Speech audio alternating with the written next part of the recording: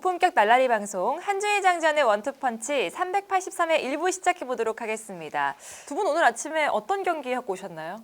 그 경기 좀 얘기해 보려고 같은 하는데. 경기에 대한민국 대 프랑스. 네, 그렇습니다. 지금 U17 월드컵이 한창인데 우리 팀 벌써 IT전과 프랑스전 두 경기를 치렀거든요. 경기력이 어땠는지, 보완할 점은 무엇인지 이걸 좀 얘기해 보려고 해요. 먼저 IT전부터 한번 짚어보겠습니다. 어떻게 보셨어요? 네, IT전은 기본적으로 선수들의 어떤 공격력에 있어서의 개인 전술이랄지 이런 부분들은 IT도 잘하는 선수들이 있어요. 네. 근데 다만 이제 IT의 경우에는 전체적인 팀 조직, 팀으로서 움직이는 법 이런 것에는 IT가 좀 약한 팀이에요. 그러니까 어떻게 보면 그날 김정수 감독이 상당히 적극적인 전방 압박, 협력 수비 이런 부분들을 초반부터 이제 강조를 해서 우리가 뭐 압박이라든가 협력 수비를 상당히 열심히 했는데 그것이 사실 어느 정도 효과를 발휘했어요. 네. 그러니까 IT 선수들이 뭐 패스 타이밍이나 뭐 이런 거 조직적인 움직임 이런 거보다는 개인 돌파로 뭔가 하려고 하기 때문에 그게 이제 될 때도 있지만 우리의 압박이 오히려 먹혀들면서 우리가 이제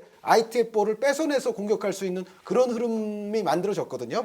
그래서 어떻게 보면 IT의 경우에는 우리의 전방 압박, 협력 수비 이런 부분들이 물론 후반에 가서는 우리가 그것 때문에 이제 체력 문제를 좀 노출하기는 했어도 전체적으로 우리의 경기를 어쨌든 갖고 오는 데 있어서는 그 전략이 실패는 아니었다라고 저는 생각하고 싶어요. 근데 다만 모두가 아시다시피 이태석 선수의 퇴장이 나왔고 IT전에서 이태석 선수 이외에도 경고가 또 2개가 나왔는데 그거는 사실 좋지 않았다. 그러니까 뭐 당장 프랑스전에 이태석 선수가 뛸 수 없었던 것을 비롯해서 또 경고가 이렇게 쌓이게 되면은요. 네. 이게 나중에 페어플레이 포인트가 말을 할 수가 있어요.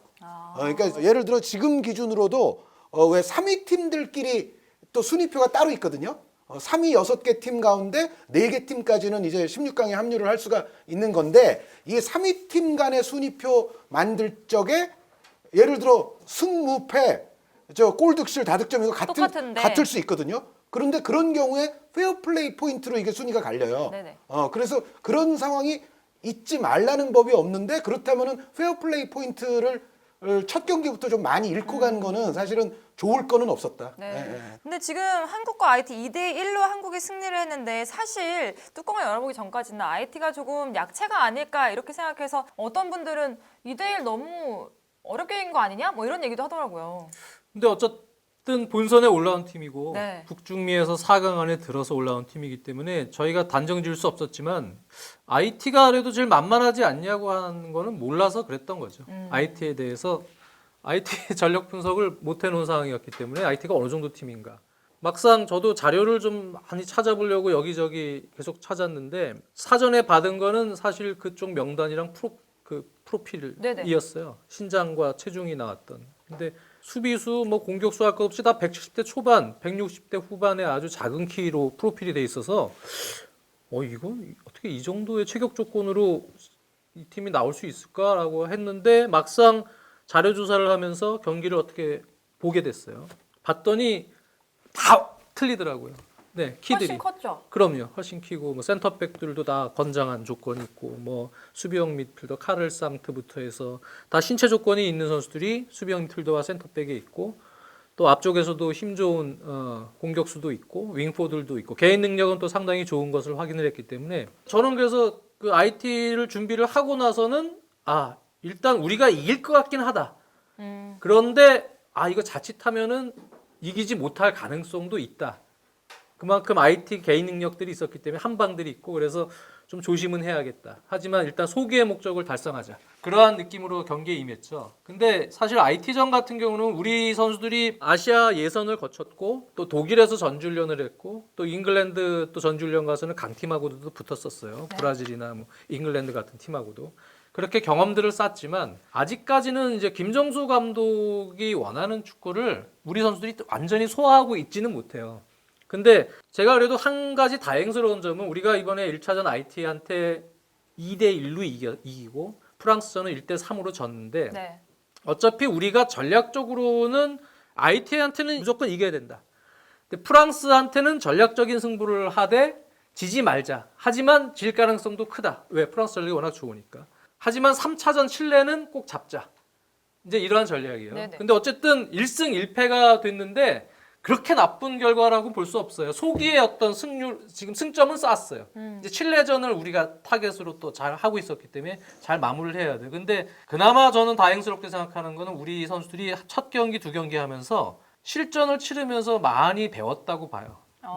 그러니까 IT전 같은 경우는 이제 무슨 문제가 있었냐면은 볼 소유를 하고 우리가 이제 공격을 만들어가는 과정이나 또는 압박을 하는 과정에서 전후반의 어떤 체력적인 밸런스를 고려한 약간의 템포를 조절하는 능력 이런 것들이 지적을 받았던 부분이고요. 그 전지훈련이나 뭐 이럴 때도 그리고 우리 감독 김정수 감독도 요구했던 부분입니다. 근데 그런 부분들이 사실 IT전에는 전반의 선수들이 의욕이 좀 넘치고 아무래도 긴장도 하고 이러다 보니까 약간 제가 볼 때는 조금 오버페이스한 느낌이 있었어요. 네. 그래서 후반 가서는 쥐도 나고 경련도 일고 밸런스가 좀 깨지면서 조금 문제가 나는 장면들도 꽤 있었습니다. 그래서 그런 부분들에 대해서 선수들이 이제는 조금 전후반 경기 운영을 이렇게 해야겠다라고 저는 학습을 했다고 봐요. 물론 우리에게는 이태석 선수라는 왼쪽 수비수 중요한 선수가 퇴장을 당하면서 아픔이 있었지만 그리고 프랑스전 같은 경우는 우리가 전략적으로 이제 선수비 후역습 형태로 전반은 임했고 그것이 이제 우리가 원했던 대로 안 됐죠. 그래서 2실점을 해버리는 바람에 후반에는 그러니까요. 조금 더 공격적인 운영으로 전형을 바꿨는데 팀 압박을 하는 그런 전체적인 타이밍들 1차 그룹부터 허리 라인 또 수비 라인까지 하나가 돼서 들어가는 타이밍 상대 진영에서 볼을 뺏겼을 때 압박들입니다. 또는 상대가 볼 소유가 불안하거나 백패스를 할 때 그럴 때 우리가 일사불란하게 딱 압박을 하는 타이밍이나 이런 것들을 이제 많이 훈련도 하고 연습되는데 아직 완전치 않아요. 근데 그런 부분에 있어서 프랑스전 같은 경우는 특히 이제 실점하는 과정에서 두 번째 실점 같은 경우는 세컨볼 나오다가 거기서 이제 미스가 돼갖고 연결됐죠. 세 번째 실점이 이제 압박을 하다가 그게 풀려서 살아나와가지고 실점이 됐다는 얘기죠. 네. 근데 그런 부분에서는 우리 선수들이 아마 경기 끝나고 복귀를 하면 많이 배울 거라고 봐요. 이런 타이밍에 나가면 오히려 이렇게 강팀하고 할 때 좀 화근이 되겠구나. 그래서 오히려 칠레전을 앞두고는 우리가 첫 경기, 두 경기에서 문제가 됐던 부분이 아주 중요했던 부분들이거든요. 그렇죠. 그런 부분들을 선수들이 보완을 해서 조금 더 좋은 경기 나올 수 있을 것 같고요. 그리고 지금 우리 2선 자원 중에 예선에서 뛰었던 서재민 같은 좋은 선수도 지금 빠져 있고요. 그 홍윤상도 역시 부상으로 이번에 될 것 같지만 첫 경기, 두 경기를 못 뛰었어요. 네. 이러한 좀 테크닉이 좋고 여러 가지로 이제 꼭 이선에서 좀 필요한 자원들이 지금 빠진 상황에서 전적으로 이제 활동량이 좀 많고 스피디한 선수들을 좀 기용을 해서 운영이 되고 있는데 아직까지는 이제 세밀한 부분 전술들이 잘 되진 않아요. 그런데 아마도 칠레전에는 우리가 그동안 했던 1, 2차전보다는 제일 좋은 경기가 나올 가능성이 좀 높다고 보여요. 네, 안 됐던 부분 전술들. 또 수비할 때 압박, 또 전체적인 또 조율하는 능력 이런 것들이 조금 안정적으로 나오고 이태석 선수도 또 들어오니까 토너먼트로 우리가 가게 될 경우에는 여기서 이 대회에서 성장하는 대표팀을 볼 수 있지 않을까 그런 이제 기대를 크게 갖고 있습니다. 장 의원님이 이렇게 IT전부터 쭉 해서 칠레까지 어떻게 해야 될지 정리를 해주셨는데 한 의원님 여기서 좀 덧붙일 얘기 있으세요? 네, 저는 IT전 이야기는 했었고요. 프랑스에 관해서 조금 얘기하면은 확실히 이 서재민 선수, 홍윤상 선수의 부재는 우리에게 큰 것 같아요. 그러니까 두 선수가 사실은 뭐 우리 선수들 어느 하나 중요하지 않은 선수는 없고 사실 지금 뛰는 선수들도 물론 잘하는 선수들입니다만 홍윤상 선수, 서재민 선수가 여태까지 또 우리 이 이른바 김정수 호에서 상당히 재간둥이들이거든요. 그러니까 테크닉이 좋은 선수들을 우리가 둘이나 지금 활용을 못했고 서재민 선수는 아예 낙마가 된 거고 홍윤상 선수는 칠레전부터는 조금 모습을 보일 수 있으면 하는 바람이 굴뚝 같습니다만 어쨌든 지금까지 또 나오질 못했었거든요. 그래서 서재민 선수의 이탈 그리고 홍윤상 선수가 여태까지 뛰지 못하고 있는 부분 이런 거는 분명히 좀 크긴 큰 것 같아요. 네네. 왜냐하면 이태석 선수가 이제 퇴장으로 못 나올 때 결국 이제 원래 1차전 윙포워드로 나왔던 김윤성 선수가 원래 윙백 겸 윙포워드이기 때문에 이제 윙백으로 내려왔거든요. 근데 그 위치를 또 메웠던 이종훈 선수가 또 전반전에 아마 상태가 안 좋았던 것 같아요. 네. 이종훈 선수가 이제 교체가 됐는데 그러다 보니까는 전체적으로 우리의 측면 공격이 살아나기에 조금 어려움이 있었다. 이럴 때 이제 홍윤상 선수가 만약에 투입이 가능했더라면은 우리가 많은 도움을 받았겠죠. 그래서 맞아요. 전체적으로 부상 선수들에 대한 아쉬움이 분명히 있고 또 프랑스전은 사실은 프랑스가 미드필드 라인부터 뭐 3선, 2선 공격수까지 여기는 엄청나게 좋은 팀이에요. 너무 강하더라고요. 예, 너무 강해요. 그러니까 수비형 미드필더 보는 선수부터 시작해서 공격형 미드필더, 양 윙포워드, 뭐 원톱에 이르기까지 이 포지션들에 국한한다면은 프랑스가 거의 최강급이라고 봐도 과언이 아니에요. 그러니까 사실 우승 후보라고 부르잖아요. 맞습니다. 그러니까 유럽에서 어쩌면 프랑스가 지금 유럽에서 나온 팀 중에 가장 센 팀일 수도 있어요. 그래서 그건 뭐 그렇다 치는데 우리가 그럼에도 불구하고 프랑스전에서 조금 아쉬웠던 거는 프랑스가 수비에는 조금 문제가 있었던 팀이거든요. 그러니까 수비적인 어떤 선수들의 의식이 조금 부족하면서 사실 수비형 미드필더들까지도 공격으로 많이 밀고 올라오기 때문에 우리가 프랑스의 볼을 끊어냈던 상황에서는 상대의 포백 라인에 대한 보호가 잘 이루어지지 않고 우리가 좋은 인터셉트에 의한 골 기회를 만들 수 있는 기회가 몇 차례 있었어요. 그런데 이제 문제는 우리가 인터셉트를 했을 때 그것을 프랑스의 수비 부실함을 제대로 응징하지 못했다. 네. 그래서 칠레 얘기는 뭐 좀 이따 더 본격적으로 하겠습니다만 칠레도 사실은 수비보다는 공격에 강점이 있는 팀이고 미드필더들이 전체적으로 공격적으로 올라오는 빈도가 높기 때문에 사실 수비 쪽을 지켜주는 수비형 미드필더의 숫자는 칠레도 많지가 않아요. 그래서 우리가 칠레의 볼을 끊어냈을 때 이것을 얼마나 효율적으로 골까지 연결을 시킬 수 있느냐가 문제인데 프랑스를 상대로는 우리가 인터셉트까지는 몇 차례 잘한 것들이 있었는데 그거를 끝까지 연결까지요? 연결을 제대로 못 시켰어요. 그러니까 응징을 못했어요. 칠레전의 경우에는 결국은 우리의 어떤 역습 매뉴얼 인터셉트 이후에 선수들의 효율적인 공간 배분 이것을 또 아주 결정력 높은 슈팅까지 연결시킬 수 있는 그런 역습 매뉴얼이 프랑스전보다는 좀 더 좋아져야만이 이제 칠레를 상대로 우리가 좋은 결과를 낼 수가 있는 거죠. 네, 이전 두 경기 장현님이 아까 말씀하셨던 것처럼 우리의 계획은 그랬거든요. IT를 이기고 프랑스는 좀 어려울 것 같고 칠레를 이기면 되지 않을까라고 했는데 지금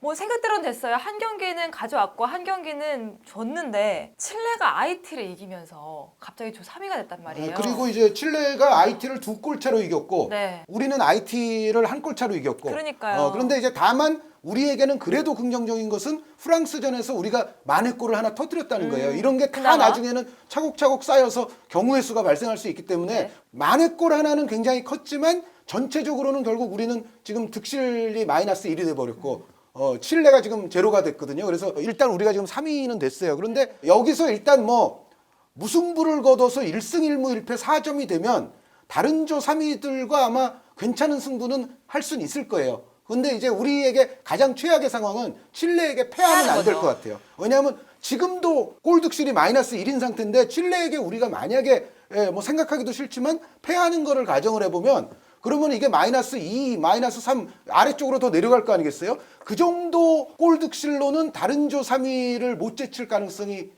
충분히 있어요. 네. 다른 조 또 3위들의 상황이 어떻게 정리가 될지는 조금 더 지켜봐야 되긴 하겠습니다만 칠레전은 우리가 뭐 당연히 이기면 좋고 최소한도로 칠레에게 패하는 건 안 된다. 더 이상의 어떤 골 득실 마이너스는 우리가 발생하면 안 된다는 것을 꼭 말씀을 드리고 싶습니다. 네. 근데 사실 올해 초에 핀란드에서 열린 U16 친선 경기에서 1대1 무승부를 또 네. 기록한 바가 있더라고요. 그렇죠. 그렇기 때문에 이제 그게 조금 경험이 됐을까요? 경험이 될 수 있죠. 그리고 제가 개인적으로 볼 때도 전력이 50대 50이라고 봅니다. 네. 칠레는요. 어. 그래서 지금 프랑스 같은 경우는 뭐 한 의원님 말씀해 주셨다시피 이선과 최전방 지금 리그에서도 교체로 나오거나 이미 리그왕 프랑스 일부 리그 경험들이 있는 프로 선수들이 꽤 있고요. 그리고 워낙 좋은 선수들이에요. 그래서 사실 이기가 쉽지 않은 팀이라고 봐야 돼요. 그래서 그 경기를 졌지만 칠레 같은 경우가 물론 강팀이에요. 남미 2위로 올라왔고 하지만 전체적인 전력은 붙어볼 만해요. 특히 이 팀 같은 경우는 선수들의 성향들을 잘 파악을 하고 팀 특성을 좀 잘 볼 필요가 있습니다. 일단은 칠레가 뭐 성인 대표팀도 그렇지만 압박은 상당히 강건하게 팀 압박을 하는 팀이고요. 그리고 상당히 적극적인 운영을 하는 팀이에요. 네. 그래서 이 팀 역시 좌우에 리켈메나 타티 같은 측면 수비수들, 특히 왼쪽에 리켈메도 그렇지만 공격 시에 풀백은 상당히 전진해서 윙어처럼 공격 가담을 많이 하고 그리고 기본 축이 이제 핵심 선수들입니다. 그래서 딥라인 플레이메이커처럼 뛰는 왼발잡이 피사로 선수. 이 피사로 선수의 왼발 패스로 빌드업을 많이 하고요. 그리고 또 중앙의 공격형 미드필더로 많이 뛰는 팀의 핵심 자원인데요. 로하스 선수라고 있어요. 이 로하스 선수가 시체 조건도 좋고요. 공격 가담, 또 오른발 어떤 킥력, 또 어떤 창의적인 어떤 킬러 패스 능력, 움직임 이런 것들이 상당히 좋은 선수예요. 그래서 이 로하스 선수를 확실하게 잡을 수 있는 이 선에서 그러한 이제 준비, 그리고 최전방의 아라베나 선수, 이 선수는 영리한 선수더라고요. 드리블을 잘 하는데 수비를 많이 끌고 당겨요. 네, 움직임이 좋고 기본적으로 1대1에서 돌파력도 좋고 또 오른발 슈팅력도 상당히 좋은 최전방이지만 약간 공격형 플레이메이커 역할까지 같이 하는 선수예요. 네. 좌우로도 움직여주고 뒤로도 좀 빠져주면서. 그래서 보통 이 팀에게 당하는 팀들을 보면 센터백이 끌려나갔을 때 실점 위기가 많습니다. 아라베나가 그렇게 센터백을 잘 끌고 다녀요. 그러니까 우리는 이 팀의 특성을 잘 보고 아라베나 같은 선수에게 끌려다니지 말고요. 네. 우리 밸런스를 일단 잘 유지하면서 그다음에 1차적인 압박을 할 때는 피사로의 왼발 패스부터 압박을 하고요. 그리고 우리가 한현님이 얘기했다시피 그렇게 되면 상대가 잘하는 거를 잘 못하게 만든 다음에 그다음에 이제 역시 한현님이 강조하는 빠른 전환. 네.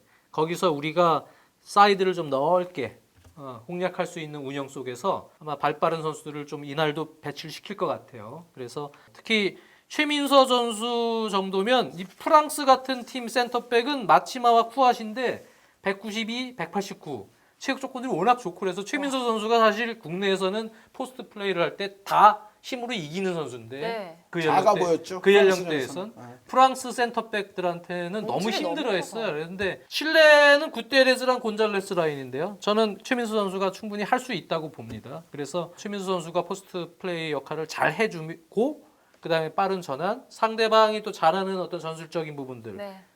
역습 전환 시에는 측면 수비수들이 많이 올라가 있기 때문에 다른 미드필더들이 커버들을 들어오는데요. 그럴 때 이제 우리가 사이드 전환을 좀 잘 해주고 그다음에 이제 중앙에서는 최민수 선수가 포스트 플레이를 통해서 연계 역할을 또 잘 수행을 해줄 경우에는 칠레는 잡을 수도 있는 팀이고 또 대등하게 우리가 붙어서 시속 게임으로 갈 수 있는 팀이다. 물론 질 수도 있죠. 그렇지만 우리 이 팀은 제가 보니까 경기들을 아마 지금 전력 분석관을 통해서 계속 선수들한테 아마 보여주겠죠. 연구들을 하면 선수들 특징들이 다 있고요. 그리고 주전 선수들이 거의 정해져 있기 때문에 조금 윙어들은 바뀔 수 있어요. 근데 한두 명 정도. 나머지는 거의 정해져 있기 때문에 우리가 이 선수들의 특징들 잘 파악하자. 특히 프랑스 같은 경우도 이번에 리하지 선수는 왼발 킥이 워낙 좋은 선수고 그리고 뭐 아우시시 같은 공격형 미드필더는 오른발 킥이 워낙 좋고 그래서 우리 사전에 다 선수들한테 숙지를 다 줬대요. 쟤는 오른발, 쟤는 왼발. 근데 사실 막판에 압박 뚫려서 리하지한테 골 먹을 때 왼발에 우리 센터백이 잘하는 거에 당했죠. 이한범 선수가 순간적으로 리하지인데 왼발을 놓쳤거든요. 선수들 특징들이 지금 다 거의 정해져 있어요. 그러다 보니까 우리 항상 집중해서 이 선수들의 성향, 속된 말로 빠삭하게 외워서 그냥 보면 이 선수 어떻게 플레이하는지 판단할 수 있으면 이 연령대에서는 좋은 수비가 나올 수 있다. 그래서 분석을 잘해서 칠레 같은 경우는 우리가 좀 확실하게 잡을 수 있게끔. 그리고 아마 제 생각에는 경기 잘할 것 같아요. 저는 그렇게 생각합니다. 칠레는 잘할 것 같고 점점 1, 2차전보다 잘할 수 있을 거라고 저는 믿어요. 뭐 정리해보자면 선수비, 후역습, 그리고 집중.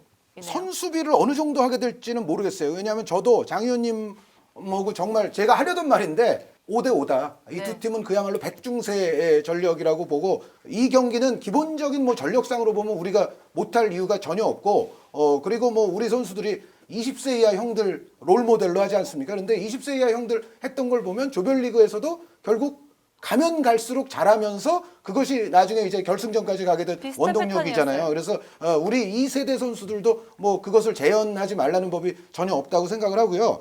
그런데 이제 장 의원님이 말씀 안 하신 부분 중에 몇 가지만 제가 추가를 하자면 칠레는 일단 프랑스에 비하면 아까 최민서 선수가 프랑스 센터백들에 비해 작아 보였다는 이야기도 나왔습니다만 프랑스에 비하면 전체적으로 신장이 작죠. 크지 않은 팀입니다. 예, 작아요. 그러니까 우리 중앙 수비수들인 이한범 선수와 홍성욱 선수가 180대 후반 중반 그렇거든요. 근데 이한범, 홍성욱 선수 정도만 세트 플레이의 가세가 돼도 제가 봤을 때는 칠레보다는 오히려 우리가 약간이라도 신장의 우세를 점할 수도 있어요. 칠레는 전체적인 평균이 그렇게 크지 않을 뿐더러 또 특출하게 큰 선수가 없는 팀이에요. 그래서 세트 플레이 상황을 우리가 잘 살려야 된다. 네. 그리고 세트 플레이 상황을 잘 살려야 되는 것과 같은 맥락에서 우리가 이제 측면에서의 크로스 공격에 의한 또 제공권 득점도 노려볼 만해요. 그런데 이럴 때 요령 한 가지가 뭐냐면 프리킥으로 이제 IT전에서 골도 넣은 선수인데 오른쪽에 나비드 타티라는 선수가 있습니다. 네. 오른쪽 측면 수비수인데 이 선수가 이제 IT전에서 오른발 프리킥으로 골도 넣었어요. 근데 이 나비드 타티 선수가 4백 라인 가운데에서도 좀 가장 작아요. 가장 작기 때문에 어떻게 보면 이제 우리 측면 공격이 올라가서 크로스를 할 때 타티 선수가 움직이는 공간 그쪽을 쪽에서 노려라. 받을 생각을 해라. 그러면은 뭐 직접 뭐 골문과 가까운 상황이라면 그것이 직접 골로도 연결이 될 수 있을 것이고 IT도 사실은 그런 상황에서 헤딩골을 하나 장려를 시켰거든요. 그리고 또 한 가지 말씀을 드리자면 칠레가 지금까지의 2경기에서 4경기 모두 페널티킥 실점을 했습니다. 근데 페널티킥 실점을 할 때 보면 사실은 뭐 그렇게 극심한 파울을 해서 실점한다기보다는 약간 수비 동작이 조금 굼뜨게 있다가 조금 이제 건드린 것이 결국은 이제 페널티가 되고 하거든요. 그걸 생각해 본다면 우리가 이제 칠레와 경기를 할 때는 페널티 에어리어 부분에서는 가급적 과감한 플레이.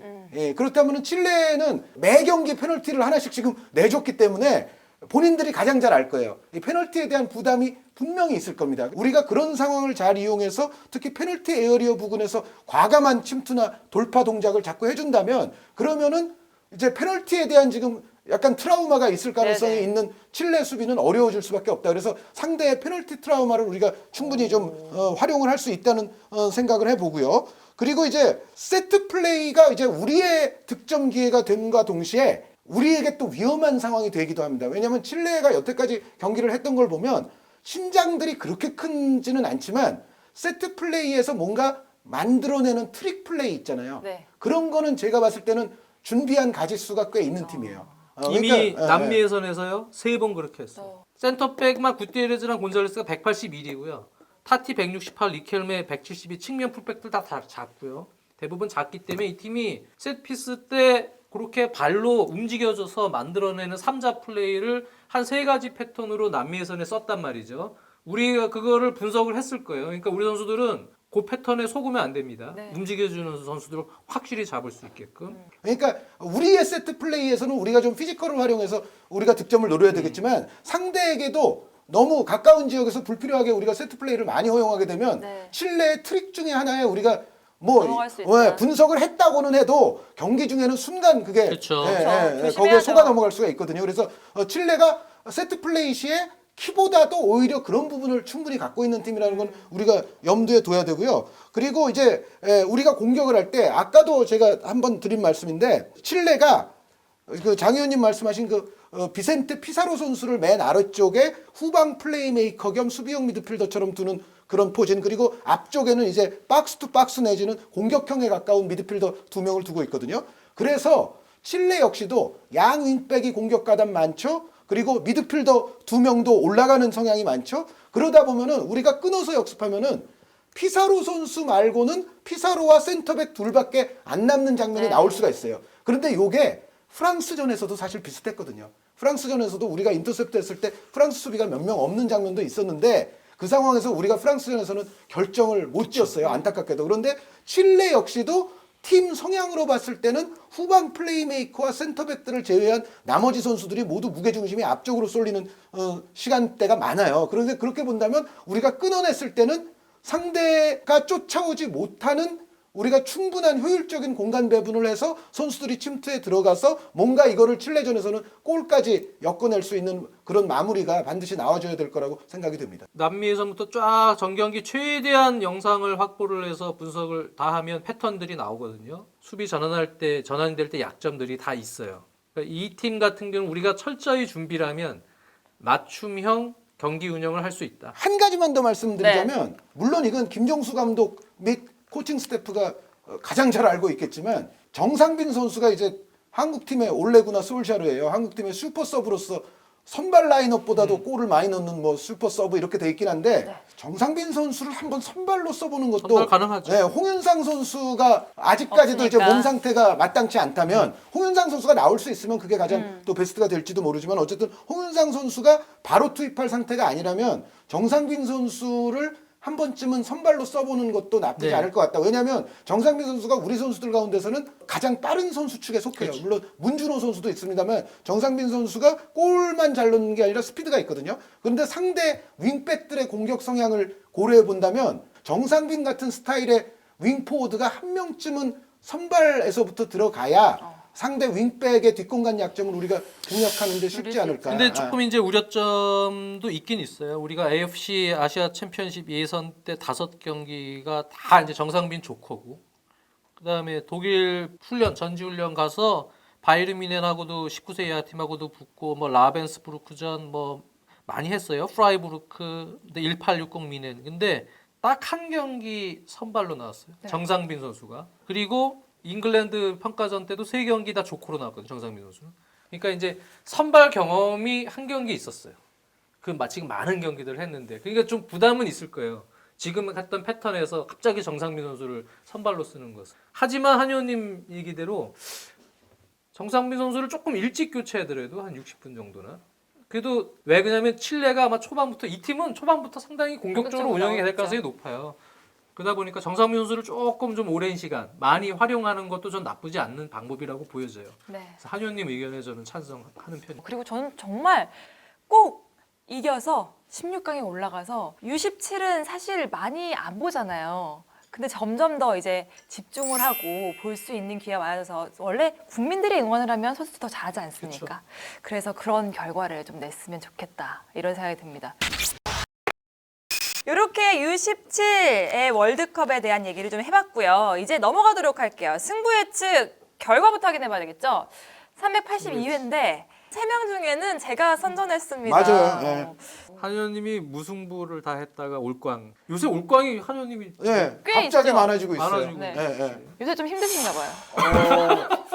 그렇다기보다도 요거 좋게 하나 해석을 하자면 사실 저는 요번에 정순주 아나운서가 오늘 지금 와서 알았는데 저는 올킬한 줄 알고 왔거든요. 사실 정순주 아나운서가. 저에게 힘을 실어주기 위한 아니 참고였다? 그러니까 제가 일단 하나를 해버리면 그러면 정순주 아나운서는 선택할 때 무승부는 좀 빼고 할 가능성이 높아지죠. 네, 네. 그러니까 저를 배려해서 뭐 선물을 해서 뭐 울컥을 했다 뭐 이런 그렇게 얘기인 것 해석할 수 있는 같은데 여지도 있지 그렇게 원장님의 않나요? 해석해야 될까요? 문법이 원래 한문이 진영 논리 문법이기 때문에. 그러니까 이게 다 한 골 승부였잖아요. 네, 그러니까 다 무승부도 될 뻔했. 알겠습니다. 자, 심기일전해서 첫 번째 경기 바로 들어가겠습니다. 도르트문트 대 볼프스부르크. 아 참. 자, 분데스리가 4, 5위의 만남이거든요. 볼프스부르크는 나름 선전하고 있는 시즌이고 나름 선전뿐만 아니라 무패 행진이에요 지금. 무패 행진하다가 13경기인가 공식 경기 무패하다가 올 시즌에 네. 라이프치히한테 바로 주중 컵에서 졌어요. 그런데 도르트문트는 지금 실망스러운 시즌이고 볼프스부르크는 사실 잘하고 있는 시즌이거든요. 도르트문트에 대해서는 또 비판도 지금 많이 나오고 있는데 그렇죠. 예, 파브르 감독이 지금 좌불안석이 그렇죠. 약간 되고 있는데요. 저는 도르트문트 승. 도르트문트 승. 네, 여기서는 도르트문트가 아마 부상자들도 이제는 상당수 없는 상태에서 스쿼드가 꽤 괜찮아진 상태에서 이 경기에 임하게 될 거고 이거 전형적인 창과 방패의 대결인데 네. 저는 이번에는 창의 힘을 믿습니다. 창의 힘을 믿는 네. 도르트문트 승 외치셨고요. 저도 네. 도르트문트. 지금 분위기는 이제 전적으로 부분적으로 약간의 로테이션을 돌리기에도 선수들이 이제 윙포드 자원이나 충분히 도르트문트는 확보가 돼 있기 때문에 도르트문트. 전 무승부. 오, 왜냐? 오, 그냥 최근 흐름을 봤어요. 최근 5경기 도르트문트 4무 그리고 볼프스부르크 3무 무가 많아요. 제일 무서워. 바로 넘어가도록 하고요. AS 로마 대 나폴리. 요즘 흐름이 쓰리. 어떤가요 두 팀이? 예, 좀 듣고 싶어요. 아유, AS 로마가 안 해요 공부. 아니 요즘에. 공부해요. 여기 썼어. 점점 공부 안 해요? 아니에요. AS 로마 요즘 골을 잘 넣더라고요. 지난 경기에 대신 저게 4골. 늘었어 눈치가. 그전 경기에 2골. 이래서 저는 AS 로마 찍었단 말이에요. 골은 나폴리가 잘 넣지 않아요? 물론 지난 요즘에. 우디네제전에는 물론 AS 로마가 잘 넣었지만 위원님, 요즘에 항상 스포츠는 흐름입니다. 아, 흐름이 조금 많이 AS 로마가 넣길래 그렇게 가야 돼요. 그래요? 전혀. 별로 도움이 안 되는데요. 신뢰가 제가 먼저 좀 도움을 받으려고 부탁을 해봤는데 별로 도움이 안 되고 저는 요거 무승부. 무승부? 네, 저는 나폴리의 공격력을 더 믿지만 그 대신 나폴리의 수비력을 너무 믿지 못하기 때문에 문제는 나폴리는 쿨리발리 선수가 있는데도 불구하고 지금 계속 불안해서 2대2? 2대2 무승부? 이 정도. 저는 이거 나폴리 원정승 오. 하겠습니다. 로마는 요즘에 이제 젊은 선수들도 잘해주긴 하는데 저스틴 클라이브르트나 뭐 이런 선수들도 윙포드에서 잘해주고 있어요. 근데 나폴리가 부분적 로테이션을 조금 돌려도 된다. 자, 세비야 그리고 아틀레티코 마드리드, 라리가. 이거 어려워요. 저는 이 경기가 무승부. 오. 네. 두 팀이 무승부가 많아요. 역대 무승부들이 좀 많은 두 팀의 그 매치고, 그리고 아틀레티코 마드리드가 지금 요즘에도 무승부가 많잖아요. 아틀레티코 마드리드가. 맞아요. 네, 계속 한 골 승부 정도밖에 못하는. 그렇다고 해서 수비가 뭐 완전히 무너지고 뭐 좋지 않은 흐름도 아니고, 근데 공격 화력은 좀 떨어져 있고. 이 경기는 시속 게임. 세비야도 그렇지만 시속 게임. 무승부 봅니다. 1대1 정도가 제일 무난한 스코어 같아요. 이건 저도 무승부.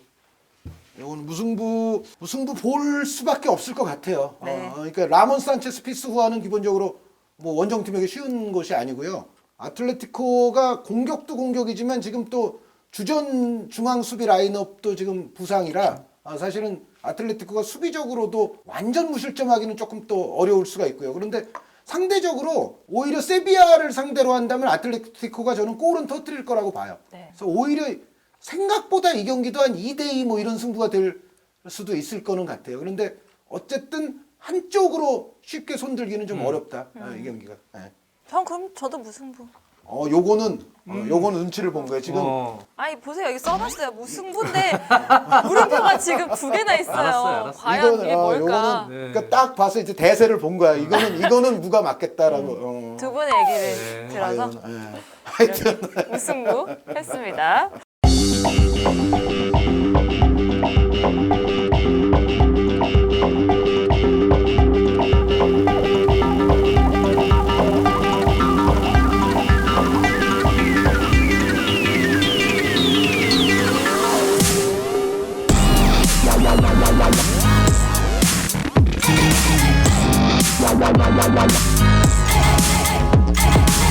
알겠습니다. 여러분들 이 결과가 어떻게 될지 지켜보시면서요. 저희는 월요일 날 돌아오도록 하겠습니다.